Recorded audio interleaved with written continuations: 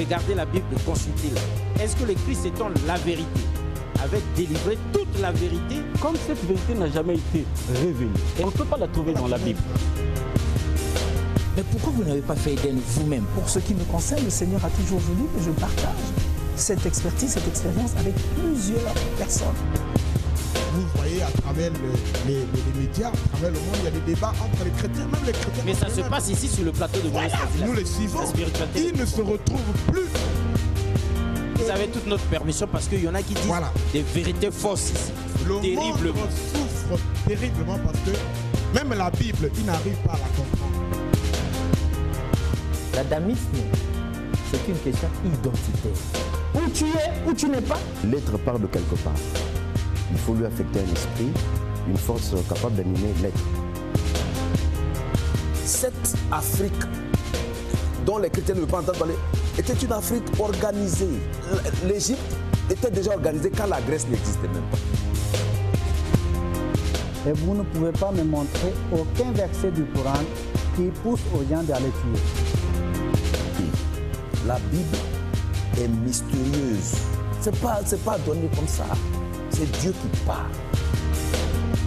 Et il vient en Afrique centrale, particulièrement au Congo, et il dit, ça c'est mon... Homéostasie, la spiritualité des profondeurs, le voyage guidé dans les mystères de l'esprit, mesdames et messieurs, le choc des convictions duquel jaillit la vérité. Vous l'avez deviné, rien qu'en nous voyant, nous sommes submergés par une certaine dose d'émotion.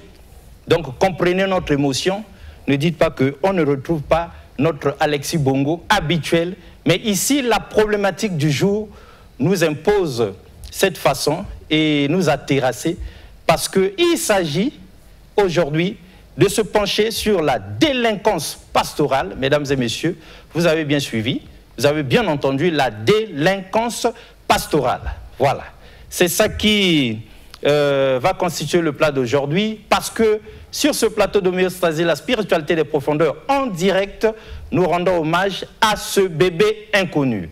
En France, nous avions vu, hein, là où on a dit hommage aux soldats inconnus. Mais aujourd'hui, c'est hommage au bébé inconnu. Donc avec Dickson Klaus Pimbi ici, avec Jennifer Mawata, sinon avec aussi Patrick Louvoiseau, Jonas Aoué, sinon Cédric Mourapenda, parce que tout le monde est choqué, vous aussi vous serez choqués lorsque nous allons vous en parler. Dickson Klaus, bonjour. Bonsoir. Ok, ben, comme vous voulez, hein. Moi je suis sous l'émotion. Voilà, c'est tout ça aussi, cette affaire de français, là où il y a des bonjours et des bonsoirs. Chez nous, ça se limite à Mbote. Le matin, Mbote, à midi, Mbote, le soir, Mbote, c'est bon. Alors, du coup, Jennifer, bonjour. Bonsoir. Bonsoir également. Ok, c'est bon. Cela dit, ça a permis de nous dérider un peu, de nous permettre d'entrer dans cette histoire, mais la problématique, elle est extrêmement compliquée, mesdames et messieurs, vous qui nous suivez. Vous qui avez la chance de nous suivre aujourd'hui, vous êtes en direct, vous allez nous écrire, vous allez nous appeler au numéro qui s'affiche à l'écran. Dickson Klaus Pimbi, tenez-vous, nous allons rendre hommage à un bébé, le bébé inconnu. Ce n'est pas le soldat inconnu, mais c'est un bébé. Mais quelque part, les bébés, on dit, Jennifer ne va pas nous dire le contraire, on dit que les bébés sont des anges de Dieu et qu'ils sont innocents, ils sont saints, ils sont même, sinon, l'image parfaite de Dieu lui-même. Bien sûr, le bébé n'a pas la capacité de la distinction. Du bien, du mal. Du mal. Vous voyez, donc le bébé, il est tout beau, il est innocent. Il est tout innocent, il est inoffensif. Il est faible, il est faible. Inoffensif. Donc, à un moment donné, moi je pense, hein, le bébé, c'est l'expression de l'ange sur terre. Et puis quelqu'un qui commence déjà ici nous dit que il faut que ce soit aussi en langue, eh bien on va y aller, hein, c'est pas interdit, hein, vous pourrez nous appeler en lingala, en kituba, voilà, nous aussi c'est un peu de sortir des déformations de l'école. L'habitude est une seconde nature, tellement du CP1 jusqu'à là-bas, il n'y a que le français. À certains moments, nos propres langues deviennent difficiles à parler, n'est-ce pas, Jennifer? Exactement. Voilà, donc vous aussi, quand on parle de bébé, s'il faut dire quelque chose, c'est des êtres, pour vous, c'est quoi? un bébé? Un bébé, pour moi, c'est un être qui est d'abord inoffensif. Il n'a pas la capacité de se défendre. En tout cas, il ne pense du mal à personne. À personne, en tout cas. Ouais. En tout cas, un bébé, il est innocent, il est sain. Et surtout, un bébé qui naît, c'est une grande lumière, n'est-ce pas, une grande bénédiction dans les foyers. Exactement. Oui, c'est une grande... C'est pour ça que je parlais le bébé est une incarnation, hein, plus ou moins pour certaines religions d'ailleurs. Le bébé incarne, je dirais... la divinité. La divinité. Sinon Dieu lui-même. Sinon Dieu lui-même. Ou encore le bébé, pour certains, c'est la présence de l'ange dans une famille. Et évidemment, il y a des bébés, justement, quand ils naissent, ils apportent de la bénédiction bien dans sûr. Des familles. Mais c'est lumineux. Évidemment, donc le bébé, c'est quelqu'un qui incarne la lumière de Dieu dans la famille. Jennifer, il faut dire aussi que ce n'est pas tous les couples qui sont capables de faire des bébés, parce qu'il y a quand même des femmes stériles, des hommes stériles, des couples stériles, et c'est vraiment, vraiment, vraiment malheureux pour ces couples-là. Exactement. En tout cas, pour certaines personnes ici, ont besoin d'avoir la chance d'avoir des enfants, mais pour ceux-là que Dieu a donné la possibilité d'avoir des enfants, on assiste à certaines réalités qui sont tristes, mais bon, qu'est-ce qu'on peut faire Et nous voyons que ceux qui n'ont pas d'enfants, ils sont désespérés, ils crient au scandale. Jésus ne dort plus parce que toutes les églises sont pleines. Motonio, surtout à Lingabota, donc vraiment... et puis la belle famille, elle se fâche, les belles familles se fâchent quand après un mariage, bozo botate. Mais moi, sinon, qui toque le coup la Jennifer, mais depuis Kalaya, Azolia Kambongo, Kananabiso, rien de bon, n'est-ce pas? Est-ce que vous pouvez dire quelque chose sur la stérilité et ses conséquences dans un foyer en 2 mots? Est-ce que c'est gai quand on est stérile, quand il n'y a pas de bébé? Non, en tout cas, non. C'est compliqué. C'est compliqué. Aucune femme ne peut vouloir cette affaire-là. En tout cas, ça détruit tout. Non, ça détruit tout. Pourquoi? Parce que... Mais écoutez, Alexis Bongo, je pense qu'il est tout à fait normal pour toute femme de rêver, d'espérer avoir un enfant.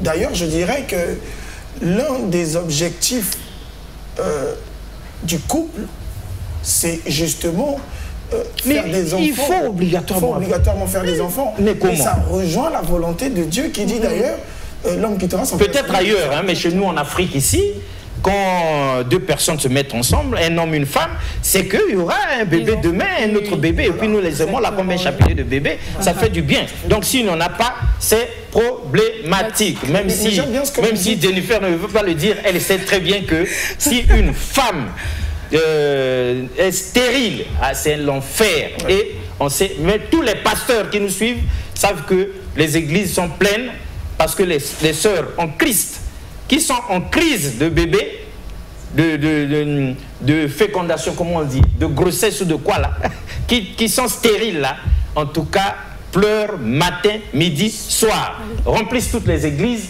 et sont présentes à tous les séminaires dans l'espoir d'être exaucés. Oui, parce qu'il n'y a que, à mon avis, il n'y a que Dieu justement qui a la capacité de fertiliser cette femme autrefois stérile ou cette femme qui est stérile justement. Il n'y a que Dieu qui a la capacité de fertiliser cette femme. Exact. C'est vrai que vous pouvez aller à l'hôpital et puis vous rencontrez des médecins qui sont calés, qui ont appris, qui peuvent aider les couples à attraper des bébés. On a vu des choses comme ça, mais le dernier mot revient à Dieu. Il y a quelqu'un au bout du fil déjà que vous commentez cette introduction parce que la problématique, nous ne l'avons pas encore posée, mais voilà, il est parti. Mesdames et messieurs, c'est ici l'occasion de vous redire que vous êtes en direct, que vous pouvez appeler, que vous pouvez écrire. La problématique, c'est qu'un pasteur, un homme de Dieu à Lumumbashi, ça circule sur les réseaux sociaux, voulant faire comme Jésus, a conseillé à un couple de ses fidèles qui croient en lui, dur comme fer, de droguer leur bébé. Ça va mettre le bébé dans un état de coma. Et puis, quelques heures plus tard, le coma, l'effet de ce produit-là va partir. Et lui viendra au nom de Jésus ressusciter le bébé. Donc, ça va faire l'impact et l'idéologie, comme on dit. Tout le monde va crier au miracle et l'église va se remplir. Certainement que les Mabonza et tout ce qui va avec, ça va être donc un super grand pasteur. Or, il se trouve, Dixon et Denis, qu'ils ont fait ça, le couple a fait boire, prendre cette drogue-là au petit bébé innocent de 8-9 mois, qui ne savait pas, jusqu'à ce que ça le mette dans un état comateux, une sorte de mort clinique. Donc la maman pleurait, le papa pleurait, mais tout le monde, eux, tous les deux, ils savaient que bon, au moment où on va mettre le cercueil, on va être sur le point d'enterrer, le pasteur va opérer le miracle, mais comble le malheur, il vient, il prie au nom de Jésus et l'autre côté. Eux, réveille-toi au nom de Jésus, rien. Et ils font ça comme ça. Ah non, non, non, tout le monde est en larmes. Alors la maman, elle craque, elle dit, ah non, non, l'homme de Dieu, trop c'est trop. Non, l'enfant ne se réveille pas. Mais il y a quoi? Et elle déballe le tout. La police arrive, embarque le pasteur, le papa et la maman aux arrêts. Et l'enfant, finalement, malgré toute la gymnastique au nom de Jésus qu'on avait crié, l'enfant n'est pas revenu. C'est la problématique que nous allons regarder avec vous. Vous pouvez appeler, vous pouvez écrire. Mais en attendant, en tout cas, Jenny, si vous ne parlez pas maintenant, là déjà, ça commence le message ici. Qu'est-ce que vous pensez de cette problématique, personnellement, en tant qu'étudiante, en tant que chrétienne? En tout cas, personnellement, moi je pense que c'est triste parce que le pasteur, lui, il n'a pas eu je veux dire l'intelligence ou encore, il n'a pas vu l'importance de vérifier parce qu'il y a des produits qu'on ne peut donner aux enfants. Il y a des produits qui sont spécifiés aux adultes seulement. Donc quand vous donnez ces produits aux enfants, ça a créé l'overdose. Voilà pourquoi cet enfant-là, après, il n'a pas pu le ressusciter. Voilà. Donc finalement, l'enfant est décédé. Il est décédé, oui, et il faut faire très attention. Dixon Klaus, réaction. Oui, il y a l'aspect qu'évoque Jenny, mais il y a aussi l'aspect qui va à l'encontre même des valeurs chrétiennes pastorales. Un homme qui est appelé pasteur, un pasteur n'a pas justement le droit de passer par la corruption pour démontrer le miracle. Oui, c'est visiblement, il y a eu corruption, c'est une affaire d'argent dans cette histoire. Mais bien évidemment, parce que je ne vois pas les parents tout de suite accepter une telle proposition sans qu'il y ait une forme de corruption. Certainement que le pasteur, soit il avait donné en amont beaucoup d'argent, soit il a promis à ces deux-là que vraiment ils vont gagner énormément lorsque les fidèles vont venir en quantité, parce qu'il y a eu miracle, lorsqu'il y aura le mabonza et tout ce qui va avec. Effectivement, il n'y a que ces deux cas-là possibles. Je ne vois pas un couple accepter de faire de telles choses parce que le pasteur a dit, écoutez, vous êtes mes fidèles, moi je voudrais qu'on fasse ceci pour démontrer justement la manifestation divine. Je ne vois pas un couple faire une telle chose.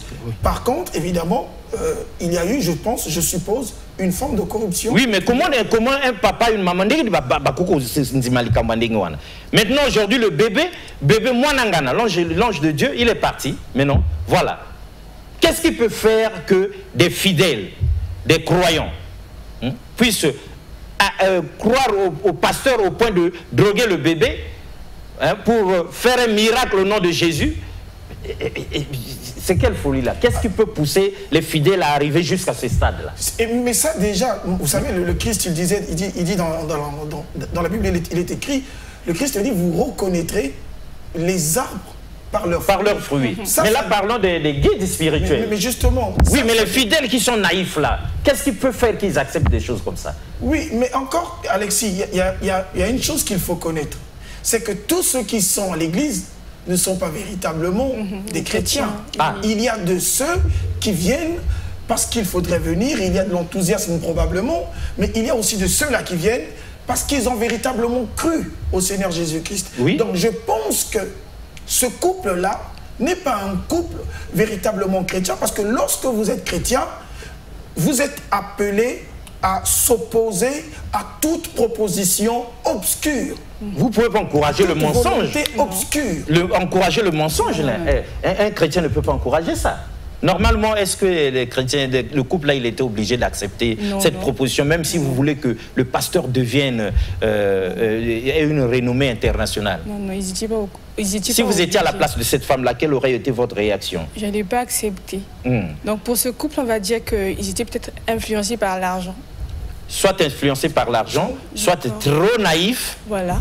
Parce qu'il faut... Croyant tout ce que l'homme de Dieu dit. Oui, il y a un détail aussi qu'il faut vraiment évoquer.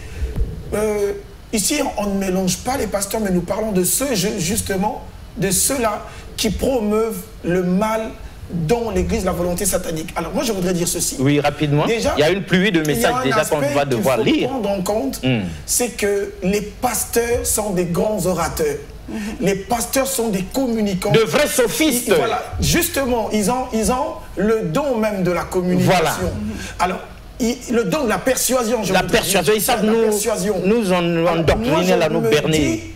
Est-ce qu'il n'y a pas eu, je dirais, d'une part, cette capacité de persuasion et de l'autre côté, du fanatisme? Il y a eu de la manipulation aussi de la part du pasteur. Parce que, évidemment, il y a des fidèles qui ne croient pas en Dieu, mais qui sont fidèles aux serviteurs de Dieu. Aux serviteurs de Dieu. Et eux, ils ne jurent que par le serviteur de Dieu. Papa a dit, vous savez, pasteur à lobby, Boinaboui. Est-ce que vous connaissez aussi, vous avez déjà entendu ces histoires-là aussi, de ces fidèles-là, de ces chrétiens-là qui croient mordicus en l'homme de Dieu, bien plus qu'à Jésus lui-même? Oui. Non, mais c'est pas mauvais de croire en l'homme de Dieu. Ce n'est pas mauvais. Plus qu'à Jésus. Non, pas plus qu'à Jésus. Ah. La Bible, d'ailleurs, le recommande. La Bible nous demande justement de croire en ces hommes-là, parce que c'est de par ces hommes-là que Dieu nous parle. Mais la Bible nous demande elle-même de croire aux hommes de Dieu. Mais bien sûr. Ah. Mais bien sûr, mais écoutez. Même quand ils disent des conneries. Non, mais oui, parce qu'ici on leur a proposé un théâtre, de faire le mensonge, une supercherie, pour faire croire que leur pasteur est charismatique. Il y a, Alexis, il faudrait bien dire les choses pour éclairer la lanterne de nos téléspectateurs. La Bible nous demande justement de faire confiance aux hommes de Dieu, mais en ayant aussi cette capacité de discernement. Ah, d'accord. Celui qui est appelé justement. Non, moi je pensais que la Bible a demandé à ce que nous croyions à ces hommes de Dieu aveuglement. C'est ce que je croyais. Non, n'est-ce pas, Jennifer? Mais par contre, la Bible nous demande de croire aveuglement à la parole de Dieu, mais pas à l'homme de Dieu. Voilà. Donc, la grande problématique, mesdames et messieurs, c'est que beaucoup de chrétiens ne savent pas faire le distinguo, la différence entre le pasteur, le berger, l'apôtre, l'évêque, le docteur ou bien le prophète et le Seigneur Jésus. Hein? Est-ce que les hommes de Dieu sont des saints? Hein, Jenny, Dixon, qu'est-ce que vous pensez? Est-ce que les hommes de Dieu, en principe, sont des saints comme Jésus? Non, moi je pense pas. Alors, cette question elle est complexe. Oui, allez-y. Je vais commencer à lire les messages des gens ici. Mais je voudrais dire ceci. En répondant à cette question, je passerai par 2 étapes. Rapidement, il y a une pluie de messages. Il faudrait prendre en compte ici, c'est que la question de la sainteté doit être comprise sous 2 formes. Oui. Il y a la forme où Dieu considère les serviteurs de Dieu comme des saints, des justes. Et il y a une autre forme où l'homme de Dieu, un homme étant appelé par Dieu, est dans l'obligation d'aller vers la sainteté, d'aspirer à la sainteté. Donc pour Dieu, tous les hommes de Dieu sont des saints. C'est comme ça que Dieu les voit. C'est pourquoi... Même les hommes de Dieu voyous. Non, pas des hommes de Dieu, voyons, je parle ici des hommes de Dieu. Les vrais hommes de Dieu. Les vrais hommes de Dieu. Ceux qui sont mandatés par Dieu lui-même. Ceux qui sont mandatés par Dieu, ceux qui sont appelés par Dieu. Pas ceux qui s'autoproclament. Pas ceux qui s'autoproclament. Quelqu'un dit, est-il aussi, peut-être que c'était un diable incarné dans ce bébé-là, il y a aussi des bébés porte-malheur. Que pensez-vous de cette réaction? Des bébés porte-malheur. Oui, il dit que ce qui vient de se passer là, peut-être que le diable s'était incarné dans ce bébé, et il y a aussi dans ce monde des bébés porte-malheur. Mais tout de suite, ça ne correspond pas du tout à la problématique. Mais c'est même révoltant. Comment on peut dire ça alors que un bébé vient de mourir innocemment? Il s'agit d'un bébé qui a été drogué dans l'optique de manifester la puissance de Dieu. Seulement, l'opération, je dirais, cette opération n'a pas marché. Ça n'a pas marché. Ça n'a pas marché. Et pourquoi ça n'a pas marché? Mais là encore, s'il faut que nous analysions, chers téléspectateurs, pourquoi ça n'a pas marché? Le pasteur là a dû calculer très bien la dose à donner au bébé, les heures que ça va faire pour qu'il vienne parler au nom de Jésus juste avant l'enterrement. Mais pourquoi, selon vous, ça n'a pas marché? Jennifer, Jenny, pourquoi ça n'a pas marché finalement? Est-ce que c'est parce que le bébé avait Satan, lui, comme dit Wesley, Welcome Wesley, il pose la question de savoir peut-être que, pourquoi ça n'a pas marché finalement? En tout cas, moi, je pense pas parce que c'est pas parce que le bébé avait quelque chose en lui. Premièrement, je dirais que c'est peut-être parce que le médicament n'est pas adapté à l'enfant. Le produit qu'on a donné. Le produit qu'on a donné. Il y a eu overdose. Exactement. Ou encore, c'est la volonté de Dieu. Dieu a voulu dévoiler aux yeux de tout le monde que ce pasteur n'était pas un vrai pasteur. Voilà. Donc. Oui, parce que Dieu aussi peut confondre quelqu'un qui veut parler au nom de Dieu. Allô? Oui, allô? Allô, vous êtes en direct. Vous avez 30 secondes. On vous écoute. Voilà, il est parti. Bonsoir, monsieur Bongo. Je suis le pasteur Jasper Demba. En ce qui concerne un couple dont la femme est stérile, certes cela est insupportable à digérer, peu importe les conseils à prodiguer à l'homme, la suite sera la séparation. Mais toutefois, cela dépend du fondement de votre union, c'est Dieu qui donne l'enfant, d'où nous exhortons les couples à se surmonter, s'aimer et affronter cette épreuve difficile. Denis Dixon, réaction. Alors, je ne sais pas dans quelle optique s'inscrit cette réponse. Mais oui, mais parce que nous avons évoqué par des couples... Là, il répond à la problématique qu'on avait évoquée d'entrée de jeu. Hein. Il dit, quand vous êtes en couple, même s'il n'y a pas d'enfant, aimez-vous, restez unis, c'est Dieu qui donne des enfants. Ce n'est pas ça la raison valable pour que vous vous sépariez. Ouais. Ça, c'est la problème. Je suis d'accord avec lui ou pas? Denis, vous êtes d'accord avec lui? Je suis d'accord avec lui. Parce que sinon, pour la plupart des personnes, quand il n'y a pas d'enfant, on jette la femme dehors. Hein. Voilà. Et puis on passe à autre chose. Est-ce que vous avez évoqué à l'introduction? Oui, c'est ça. Il y a la problématique justement. La problématique du jour. Deux, c'est toujours du pasteur Demba. En ce qui concerne le délinquant pasteur de la RDC, je dirais qu'il s'agit là d'un imposteur et non d'un véritable homme de Dieu. Ce dernier doit être sévèrement puni et sanctionné. C'est un impie et bandit de grand chemin. Denis, Denis, vous êtes tétanisé par la problématique. Qu'est-ce que vous pensez de ça? Est-ce que l'homme de Dieu a raison de qualifier l'autre homme de Dieu de bandit de grand chemin, d'impie, et de demander ce qu'il soit sévèrement puni? En tout cas, l'homme de Dieu a donné son avis, mais après... Vous n'êtes pas d'accord? Vous êtes d'accord ou pas? Je suis d'accord avec lui. D'accord avec l'homme de Dieu. Dixon Klaus, est-ce que ce pasteur doit être sévèrement puni, sanctionné? C'est un bandit de grand chemin, comme dit la pensée du jour. La Bible nous dit que les hommes de Dieu ont le droit de jugement sur tout ce qui se passe sur terre. Oui, au-delà de toute cette histoire-là, est-ce que l'homme de Dieu... Ah, donc il a raison de qualifier l'autre de voyou. Mais oui, puisque cet imposteur salit l'image du christianisme. De tous les hommes de Dieu en même temps. Oui. Car Matthieu 24, 24, il s'élèvera de faux Christ, de faux prophètes. Ils feront de grands prodiges et des miracles au point de séduire, s'il était possible, même les élus. Dieu a voulu tout simplement exposer en public les pratiques sataniques de ce pasteur. Vous qui appelez, rappelez, on va vous prendre parce qu'on a passé du temps à lire les messages. Dieu a voulu exposer en public les méfaits de ce pasteur. Vous êtes d'accord avec l'homme de Dieu? Oui, je suis d'accord. D'accord. Et nous aussi, mesdames et messieurs, que savons-nous encore des dérives des pasteurs? Les pasteurs voyous, envoyez-nous leur nom ici. Vous connaissez un pasteur bandit? Envoyez son nom ici, on va le lire en direct. Et même dites son église. Comme ça, tout le monde va savoir que là-bas, il ne faut même pas aller. Dixon, vous connaissez dans l'entourage, à Brazzaville ou bien au Congo, ou bien ailleurs, un pasteur voyou? Connaître, non, mais après, Alexis Bongo... Vous avez entendu parler? On entend parler des pasteurs voyous, mais vous savez, même s'il y en avait, ou même si je les connaissais... Oui. Non, vous n'allez pas les protéger, les pasteurs. Non, on ne va pas les protéger, mais après, oui. Au-delà de ce que peut être quelqu'un, oui. Je pense qu'il doit y avoir l'aspect de la compassion et de l'amour. Nous n'avons pas besoin. Ils n'ont pas eu de compassion devant le bébé. Bon. Allô? Allô, vous avez 30 secondes, on vous écoute. Je voulais dire ceci. On parle des pasteurs. Mais ces pasteurs, les pasteurs-là n'ont jamais vu Dieu. Comment sont-ils les représentants de Dieu sur terre? Voilà, ils n'ont jamais vu Dieu. Voilà qui sont les représentants de Dieu sur terre. Il y a des gens qui vont s'initier en Inde et ailleurs. Ailleurs. Ils vont au Nigeria. Au Nigeria. Jésus était né au Nigeria. Certains vont en Afrique du Sud. Certains, d'autres, je ne sais pas, dans d'autres pays. Et quand ils reviennent ici, ils se disent pasteurs. C'est la tromperie. Ils viennent pour tromper les gens et ce sont des gros voyous, ce sont des voleurs. Ah. Ils escroquent les gens.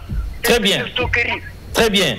Il y a beaucoup de, il y a une pluie de messages. Donc moi, je suis une victime. Vous êtes une victime de ces pasteurs voyous. Oui. Voilà. Ce sont des voyous. 75 à 90% de pasteurs sont en réalité des bandits de grand chemin. C'est la pensée du jour. Oui. Voilà. Oui. Vous êtes d'accord avec nous, non? On prend quelqu'un d'autre, mesdames et messieurs. Allô? Allô? Oui, vous avez 30 secondes, s'il vous plaît. Vous êtes en direct. Moi, je voudrais juste savoir, aujourd'hui, là, vous dites que ce pasteur-là, c'est un bandit. Mais le pape qui demande aux gens, aux hommes, entre eux de se marier, c'est-à-dire les hommes de se marier. Oui, bonjour. Alors, on va revenir sur vous. On prend quelqu'un au bout du fil là-bas. on va revenir sur la problématique. Alors, on vous écoute. Éloignez-vous de votre télévision, s'il vous plaît. Éloignez-vous de la télé, comme ça, on va vous entendre mieux. Oui, d'accord. Oui.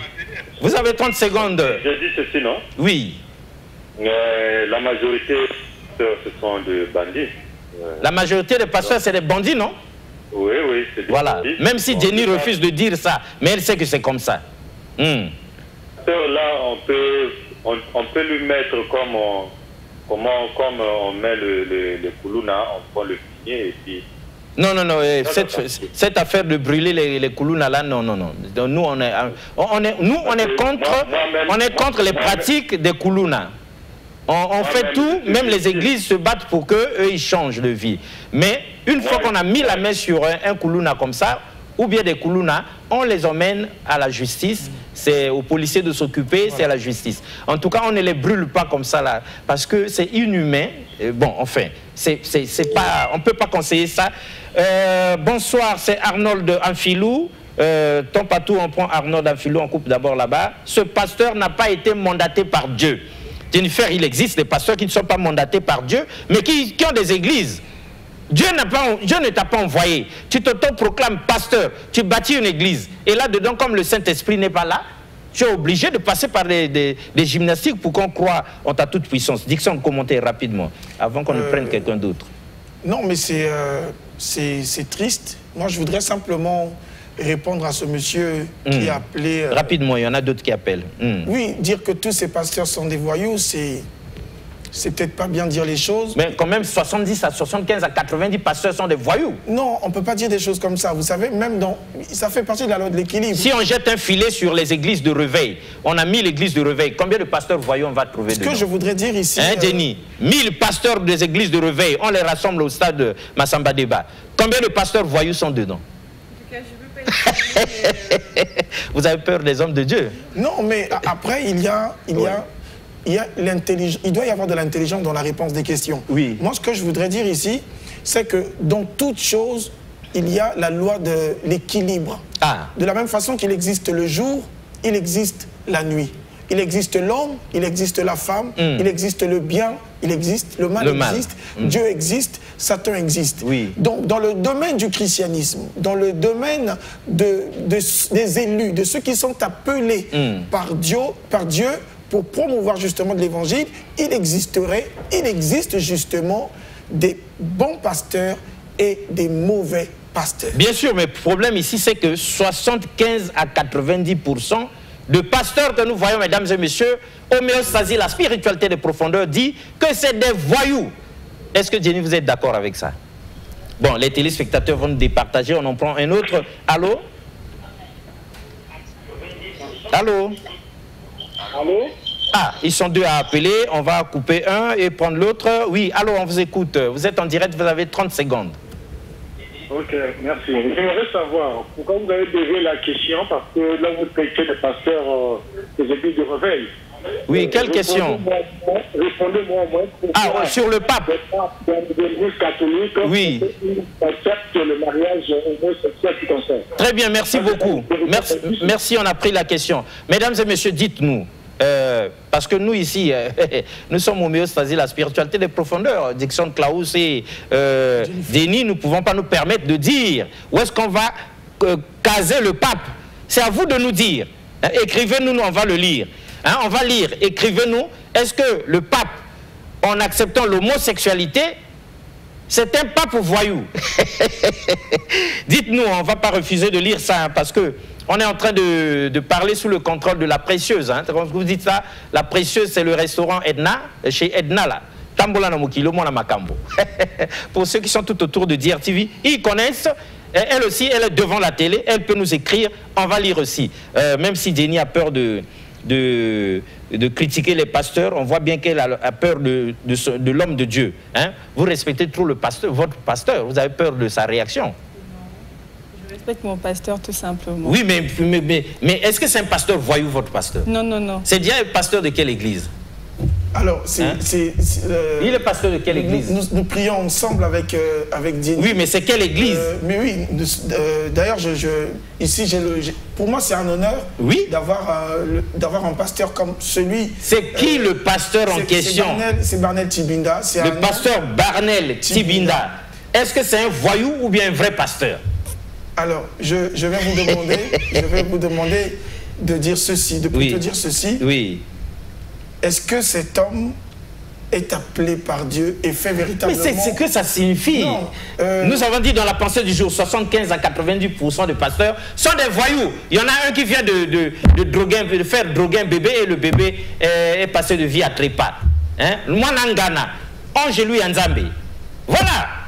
Maintenant, on demande si le pasteur, votre pasteur, si c'est un pasteur voyou ou pas. Vous dites non. En tout cas, papa, lui, tel que nous le voyons, tel qu'il se comporte, c'est pas un voyou, c'est tout. Il n'est pas voyou. Il n'est pas voyou, c'est tout. Si moi, je deviens un modèle pour certains jeunes, voilà, c'est grâce à lui. Évidemment, oui.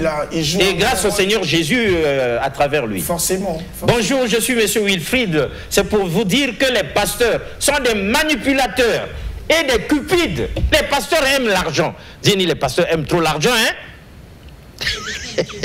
Ça dépend des églises. Alors, on en prend un au téléphone, on vous écoute, vous avez 30 secondes. Oui, bonjour, monsieur le journaliste. Bonjour. Oui, ce que vous êtes en train de dire, c'est vrai. Les pasteurs ne sont pas des intouchables, ils sont tous des enfants de Dieu. Ils ont reçu la responsabilité de diriger. Il y a des choses à dénoncer, afin que le peuple de Dieu soit éclairé. Voilà. Il ne faut pas avoir peur à dénoncer en tant qu'enfant de Dieu. Voilà. Il y a des hommes de Dieu qui exagèrent à arnaquer le peuple de Dieu au nom de la Bible. C'est ça. De vrais arnaqueurs, merci beaucoup. Hein? Ils sont là pour plumer les fidèles. On les voit en costume, cravate, très bien là. Toujours mieux sapés que les sapeurs de chez nous ici. Hein? Mais les fidèles sont dans la pauvreté. Mais comment Jésus ne bénit que le pasteur et il laisse les bénédictions Klaus? Pourquoi Jésus ne bénit que les pasteurs? Il oublie les autres fidèles. Non. Alors que c'est nous qui donnons les offrandes, les dîmes et tout ça.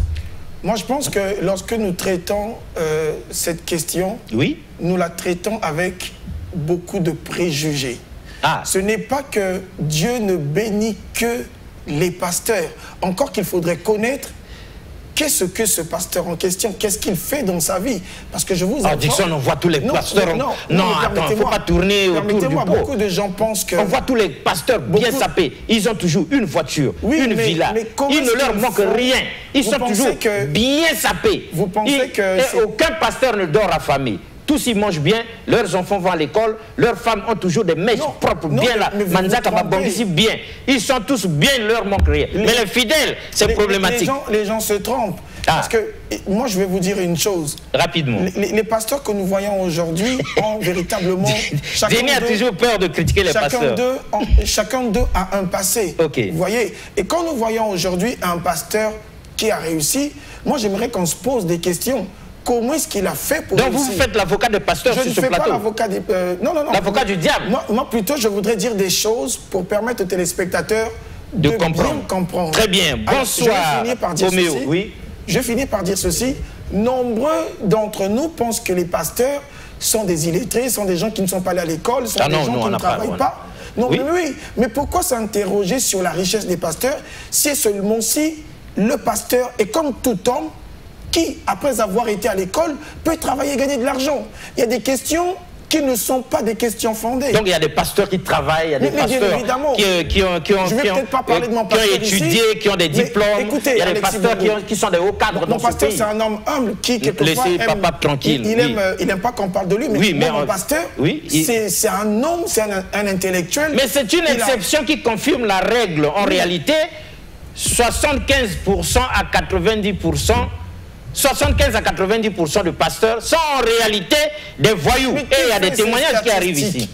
Bonsoir Oméo. Pour moi, si cela n'a pas marché, même si Denis se tait, c'est peut-être que cet enfant était déjà préparé à mourir depuis le moment. Ça vraiment, comprenez mon émotion, mesdames et messieurs. Notre frère ici, Amour Ngwembe, dit peut-être que cet enfant était déjà préparé à mourir depuis le monde spirituel. Ah, ça ne relève pas de la naïveté des chrétiens, là. Après, ça n'engage que lui. Oui, mais moi, je voudrais ici plutôt attirer l'attention de ceux qui nous écrivent. Rapidement. Il y a ce que nous débattons en ce moment. Il y a la problématique. Cet aspect peut être pris en compte, mais c'est un aspect beaucoup plus, je dirais, invisible. Personne ne sait si Dieu avait préparé cette expérience. Denis, est-ce que Dieu a préparé ce bébé-là pour cette expérience? Mais qui peut dire avec exactitude, qui peut parler avec exactitude? Moi, c'est Mafouma durant mon désir. Pour moi, cet acte mérite une sanction pénale au motif qu'ils se sont entendus pour donner une substance à autrui. Et il y a eu mort. Ils ont commis l'homicide involontaire. Et c'est condamnable. Voilà, il ne faut pas mettre Dieu dans cette affaire. Comment ça Dieu a peut-être préparé cet enfant? Évidemment, moi je suis d'accord avec celui qui est. Mais voilà. Cet acte est condamnable. Oui. Il est important de ne pas oublier que Dieu aussi peut demander à ce qu'on sacrifie un bébé comme ça. Non, non, non, c'est pas ce que je suis en train de dire, c'est parce que je veux dire, à côté des mauvais pasteurs, il y a de l'autre côté, je voudrais dire, de l'autre côté, il y a des bons pasteurs, de l'autre côté, il y a des mauvais pasteurs. Là où il y a du bon, il y a aussi du mauvais. Allô, on vous écoute, vous avez 30 secondes. Allô? Oui, vous êtes en direct, 30 secondes pour vous. Oui, mais c'est l'homme de Dieu, le Michel. Je veux dire ceci. Celui qui ne connaît pas la parole se fait tromper facilement par les pasteurs. Parce que les pasteurs-là ne connaissent pas la parole. Parce qu'il faut savoir, celui qui a fait des miracles, est-ce qu'il a posé des conditions? Non. Nous avons mis ça dans la... Voilà, voilà. Et ces pasteurs-là ne connaissent pas la parole parce que Jésus faisait ses miracles sans condition. Mais il se trouve que les nôtres là, ils nous exigent les yeux de la tête et ils nous font des miracles à la dimension de notre poche. Ça aussi, quand même, on sait. Il y a de ceux qui, Alexis Bongo, il y a de ceux qui connaissent la parole, mais qui ne sont pas des appelés de Dieu. Et il y a aussi de ceux qui connaissent la parole, mais qui sont impatients. Vous savez, l'envie d'être visible, l'envie d'être célèbre, être célèbre. La renommée aujourd'hui, c'est une chose avant que le Saint-Esprit lui-même ne vous propulse. Préoccupe beaucoup d'hommes. Il n'y a pas que les hommes de Dieu. Oui, ce pasteur a été confondu car il a voulu avoir une grande renommée, mais malheureusement, Dieu l'a confondu. À vrai dire, cet homme doit être arrêté et puni. On doit le dégrader. Il n'est pas digne d'être pasteur. Et les parents du bébé n'ont pas été sages. Ils ont sûrement été trompés, sinon endoctrinés, parce qu'il y a la problématique, même si Denis refuse de le reconnaître, ou bien même si elle a peur de blesser les gens, il y a la problématique des chrétiens qui sont trop naïfs. Quand l'homme de Dieu dit debout, il se lève, assis, il s'assoit, couche-toi là, déshabille toi-même, parce qu'il y a des femmes qui sont lavées par des hommes de Dieu. Le président Seko Mobutu Seko Kungwendo Wazabanga, avant de quitter ce monde, paix à son âme, dit, mais chaque matin, le pasteur il ne lave que ma femme. Mais moi-même on ne me lave pas, ça veut dire quoi? Donc le Saint-Esprit vient laver seulement la femme et puis il laisse l'homme tout sale. Oui, mais après Alexis Bongo, vous savez... Les pasteurs sont des voyous. Non, il ne s'agit pas il s'agit pas des pasteurs, mais il s'agit de ce qu'ils reçoivent, eux, ces pasteurs-là, comme révélation. Après, je ne sais pas dans quelle optique, dans quel état d'esprit Mobutu le disait. Mais ce que je voudrais dire ici... Non, le président s'étonnait que ces pasteurs-là ne lavent que les femmes. Dans toutes les églises de réveil, mesdames et messieurs, tous les pasteurs ne lavent pour la bénédiction que les femmes. Mais pourquoi ils ne lavent pas nous autres aussi les hommes? Je ne suis pas d'accord. Tu as déjà entendu un pasteur laver un frère en Christ? Je ne suis pas d'accord avec Denis, un pasteur a déjà lavé un frère en Christ. C'est toujours des femmes qu'on lave, les sœurs en Christ. Je ne suis pas d'accord avec vous. Et surtout celles qui sont très belles. Déjà, je voudrais aussi dire ceci. Vous savez, Alexis Bongo... On vous écoute. Nous sommes en train de dire des choses qui pèsent beaucoup. Mais oui, justement. Et il faudrait le dire avec beaucoup de conscience. pour éviter... vous n'allez pas dire que sur le plateau de Méo Sadi, nous sommes inconscients. Non, non, nous sommes conscients, justement. mais c'est ce que je voudrais dire. Oui. C'est que, déjà, sur la question de... L'église de Réveil n'est pas appelée à laver les gens. Ça veut dire quoi, laver les gens? Ça, déjà, il faut se poser. Et moi, je suis quelquefois étonné. L'église de Réveil n'est pas appelée à laver des gens, mais il y a des pasteurs qui lavent les gens. Jenny, vous n'avez pas entendu des sœurs en Christ lavées par le pasteur. Et le pasteur lave notre sœur, nos sœurs, tout nues comme ça, là. Elles sont toutes nues. Comme Ève dans le jardin d'Éden. Qu'est-ce que c'est que cette histoire-là? Dites-moi s'il y a un passage dans la Bible où il est recommandé de laver les filets. Nulle part dans la Bible. En plus. Un pasteur vendait de l'eau minérale, pardon Dixon, un pasteur vendait de l'eau minérale à Talangaï, mais voilà qu'après son voyage au Nigeria, il est venu avec une histoire ces histoires de l'eau miracle. Une petite bouteille d'eau vivale chez lui, s'il vous plaît, c'est 1500 francs ou 2000. La Bible dit, vous avez reçu gratuitement, donné gratuitement. Maintenant, c'est quelle histoire où ce pasteur qui vendait de l'eau là, on le voyait vendre de l'eau en sachet ici. Il est allé au Nigeria, il revient, maintenant il a les miracles de l'eau. Vous venez avec les petites bouteilles de Vival là, c'est 150 francs, 200 ou 250. Chez lui, c'est 1500 ou 2000. Parce que le Saint-Esprit a opéré. Alors, moi... c'est pas du banditisme, là? Non, mais doucement, Alexis. On vous écoute. Je voudrais... Non, mais ça fait du bien, hein, comme vous êtes en train d'expliquer. Je voudrais dire ceci. Oui. Qu'est-ce que signifie laver un fidèle? C'est d'abord la première question qu'il faudrait se poser. L'Église n'est pas appelée à laver les gens. Dieu, pour te soigner, n'a pas besoin de te faire passer dans... Non. Encore si c'est Dieu lui-même qui lavait nos sœurs, ce serait bien. Allô?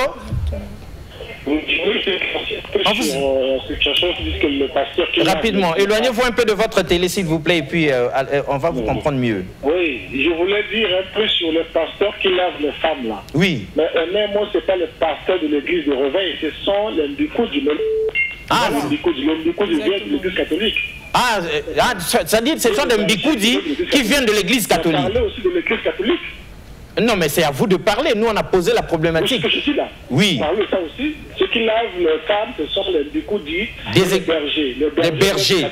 Les bergers, là, qui viennent de l'église catholique, aucune église de Réveil authentique ne lave les fidèles. Donc si, en principe... Merci, Tante Patou, merci mon frère au téléphone. C'est vrai que l'église, l'église de Réveil, elle-même, dans son fonctionnement, la Bible ne demande pas à un pasteur, apôtre, évêque, docteur, aussi charismatique qu'il soit, de laver les sœurs en Christ. Mais l'église de Réveil ne le fait pas. D'ailleurs, on connaît des hommes de Dieu charismatiques. Est-ce que vous connaissez les noms d'autres hommes de Dieu charismatiques? Le pasteur Barnel Tibina, par exemple. Oui, ça, on a déjà dit. Le pasteur Aluna. Le pasteur Ange Aluna, très charismatique. L'apôtre Jean, dit Roland et Yoka. Il ne peut pas laver les femmes. Chez lui, non. Et il y a beaucoup d'hommes de Dieu qui sont bien, qui font bien leur travail. Il y a le pasteur, donnez le nom, le pasteur Ruffin, Ondongo. Là, avec son église au lycée Thomas Sankara. Il ne peut pas laver les femmes. C'est une abomination. Il y a aussi notre père, Émile Pau, qui est un grand homme de Dieu. Il ne peut pas aller déshabiller des sœurs pour les laver. Et puis Mobutu, le président, il demande, mais pourquoi on ne lave pas les frères? Moi, je voudrais bondir sur... Rapidement, parce qu'il y a une pluie de questions et d'appels ici. Donnée par un téléspectateur qui disait, évidemment, vendre de la bénédiction est strictement interdit dans la Bible. Mais dire que nous avons gratuitement reçu de Dieu et il faudrait en donner gratuitement. Je suis d'accord, mais il y a un aspect que les gens interprètent mal en fonction de ce que nous disons ici. Quand l'Église demande de l'argent, ce n'est pas... On est arrivé à l'atterrissage, ce n'est pas... Ce n'est pas dans l'optique, ce n'est pas pour vendre la bénédiction. Parce qu'il y a un aspect qu'il faut prendre en compte. L'Église est appelée à évangéliser. Oui. L'évangile est gratuit. L'évangélisation coûte les yeux de la tête. Il faut que les fidèles amènent les offrandes. Bien évidemment. Il faut qu'ils donnent leur dîme. Et puis l'Église a beaucoup de charges. Ça aussi, les fidèles doivent apporter les moyens. Bien évidemment. Ça, c'est dans les vraies églises, les bonnes églises. Les païens ne comprennent pas et ils disent de n'importe quoi. Voilà, on est à l'atterrissage. Mesdames et messieurs, affaire à suivre. Hein. On va revenir. Nous insistons que 75% à 90% des pasteurs que nous voyons dans les églises là, sont en réalité des bandits de grand chemin. On en a eu la démonstration ici par les appels et tout ça. Bonsoir, c'est Chantel Loco. Je vous écris depuis l'arrondissement Madibou, quartier Kombé. Il y a un pasteur ici chez nous qui fait louer les chaises à ses fidèles. Il dit, je ne dis pas son nom s'il vous plaît. Voilà, un pasteur qui fait louer les chaises. Oui, bon. Mais dans quelle optique? Affaire à suivre. Oui. On reviendra puisqu'on est à la fin de l'émission. Les spectateurs disent des choses comme ça quelquefois sans réfléchir pertinemment. Monsieur l'avocat des pasteurs, on reviendra. Madame, vous aussi on reviendra, mais ce sera pour prochainement, peut-être bien samedi prochain, si Dieu le veut bien. Aujourd'hui, la problématique est posée sur la table, la délinquance pastorale, parce que les pasteurs exagèrent, et trop c'est trop. 75% à 90% de pasteurs sont en réalité des bandits de grand chemin, malgré leurs costumes taillés sur mesure, leurs cravates. Ils sont toujours beaux les pasteurs, ils s'habillent bien. Et c'est ça qui fait tomber même dans le piège, ils parlent bien. Ils sont élégants là, ils sont parfumés là. C'est ça qui fait que nos sœurs deviennent des sœurs en crise. On rendait donc hommage aux bébés inconnus, affaire à suivre. En tout cas, on reviendra sur cette problématique où on lira tous vos messages. Au revoir et à la prochaine. Merci beaucoup une fois de plus. Regardez la Bible, consultez-la. Est-ce que le Christ étant la vérité avait délivré toute la vérité? Comme cette vérité n'a jamais été révélée, on ne peut pas la trouver dans la Bible. Mais pourquoi vous n'avez pas fait Éden vous-même? Pour ce qui me concerne, le Seigneur a toujours voulu que je partage cette expertise, cette expérience avec plusieurs personnes. Vous voyez, à travers les médias, à travers le monde, il y a des débats entre les chrétiens, même les chrétiens. Mais ça se passe ici sur le plateau de Maurice. Nous les suivons, ils ne se retrouvent plus. Vous avez toute notre permission parce qu'il y en a qui disent des vérités fausses ici. Le monde souffre terriblement parce que même la Bible, ils n'arrivent pas à la comprendre. L'adamisme, c'est une question identitaire. Où tu es, où tu n'es pas. L'être part de quelque part. Il faut lui affecter un esprit, une force capable d'animer l'être. Cette Afrique dont les chrétiens ne veulent pas entendre parler était une Afrique organisée. L'Égypte était déjà organisée quand la Grèce n'existait même pas. Et vous ne pouvez pas me montrer aucun verset du Coran qui pousse aux gens d'aller tuer. La Bible est mystérieuse. C'est pas donné comme ça. C'est Dieu qui parle. Et il vient en Afrique centrale, particulièrement au Congo, et il dit, ça c'est mon